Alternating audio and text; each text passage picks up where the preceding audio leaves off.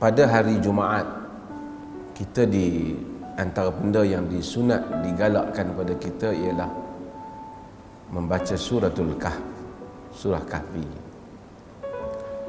Dan pada suratul Kahf itu ada banyak perkara yang diajar oleh Allah Subhanahu wa taala kepada kita.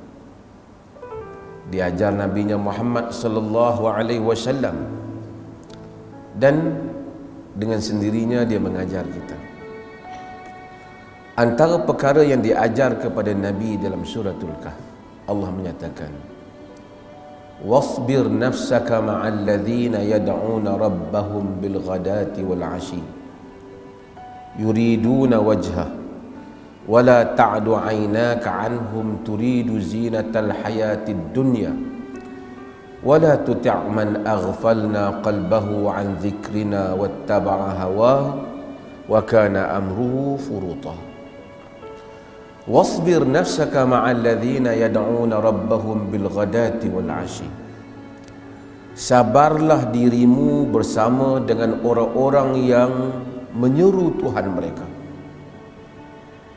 pada waktu pagi dan petang, pada waktu siang dan malam. Ghadati wal 'ashi ini siang dan pada waktu malam. Dia mewakili kedua-dua keadaan itu. Wala ta'du 'ainaka 'anhum turidu zinatal hayatid dunya. Jangan kau berpaling matamu daripada mereka karena kau inginkan perhiasan dunia. Allah Subhanahu wa taala suruh Nabi sallallahu alaihi wasallam sabar dalam hidupnya, dalam perjuangannya bersama-sama dengan orang yang menyuruh Tuhan. Nabi itu sendiri kukuh dirinya, wahyu turun kepadanya, tapi Allah mengajar Nabi untuk hidup ini kita kena bersama dengan orang-orang yang menyuruh Tuhan. Kerana manusia itu dia mesti mempunyai lingkungannya. Dia tidak boleh hidup bersendirian, menjadi seorang yang saleh secara bersendirian, melainkan di tempat dia tu tak ada siapa, tinggal dia seorang, masa tu dia kena bersendirian. Dia kena bersama dengan orang-orang yang mempunyai hala tuju dalam hidup yang sama, yang yad'una rabbahum bil ghadati wal 'ashi, yang menyuruh Tuhan pada waktu pagi dan malam.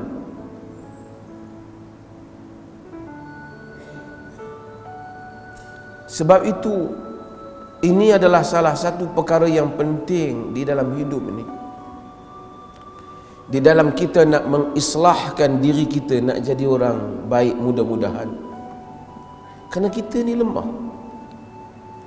Walaupun mungkin kita bersemangat pada satu ketika, kadang-kadang kita akan turun semangat kita. Nabi kata dalam hadis yang diriwayatkan oleh Ibn Hibban, "Inna likulli 'amalin syirrah wa likulli syirratin fatrah. Faman kanat fatratuhu ila sunnati faqad ihtada wa man kana ila ghairi dhalika faqad halak." Nabi kata bagi setiap amalan itu ada kemuncak semangatnya.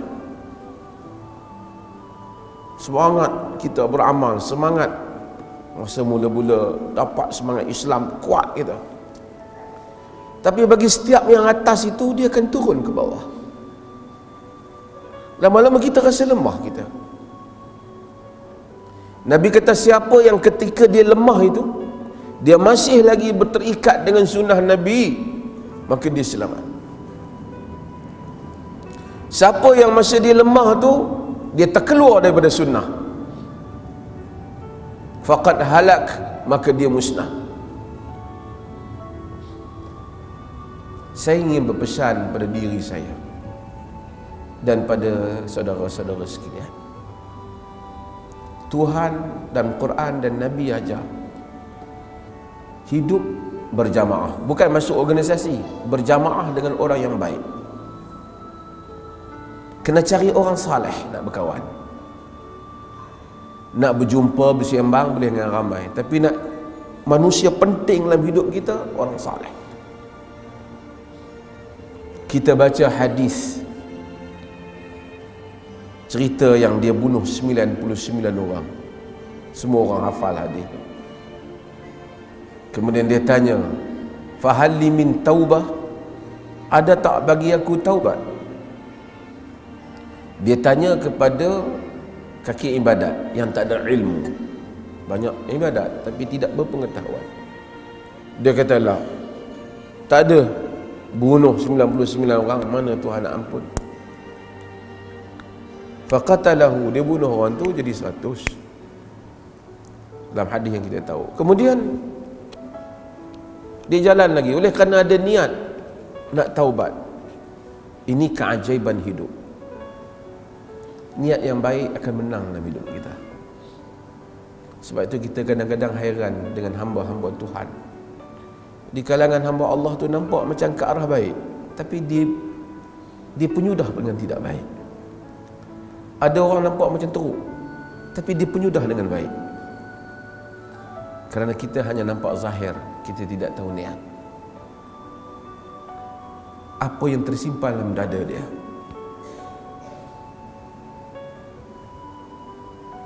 Oleh kerana niat dia betul, maka dia pun pergi tanya lagi orang. Aku bunuh 100 orang, fahalli min taubah, ada taubat? Fadulla ala alim, orang pergi tunjuk, pergi tanya orang alim. Orang alim tu bagi tahu dia tak kata boleh taubat.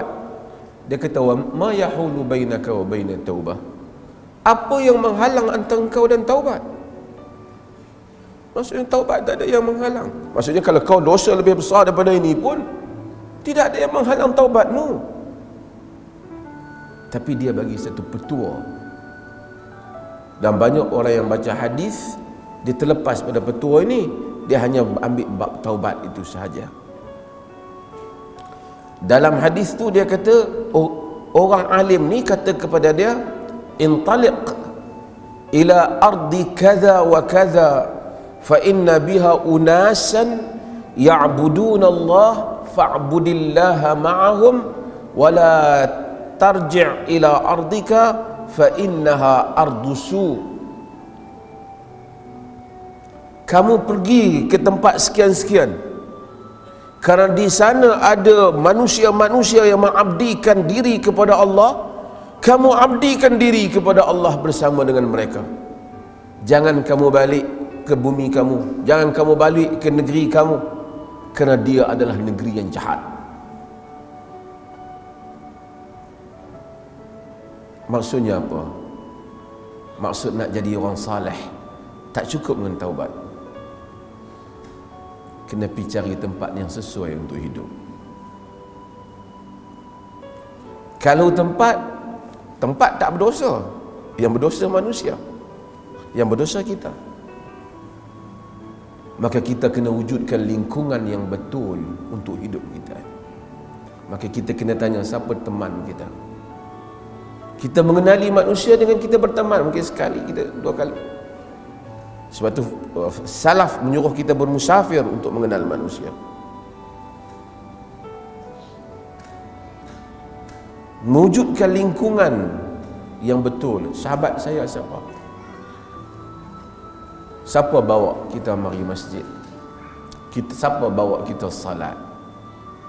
Sebab itu pentingnya isteri yang salihah dan pentingnya suami yang salih. Bapa boleh mewujudkan lingkungan yang betul di rumah dia. Kadang-kadang orang bagus dia di luar, tapi dia gagal nak wujudkan suasana Islam di rumah dia. Dia mari masjid, subuh-subuh mari masjid, alhamdulillah, tapi anak dia tak mari masjid. Dia mari mengaji, anak dia tak mari mengaji, isteri dia tak mengaji.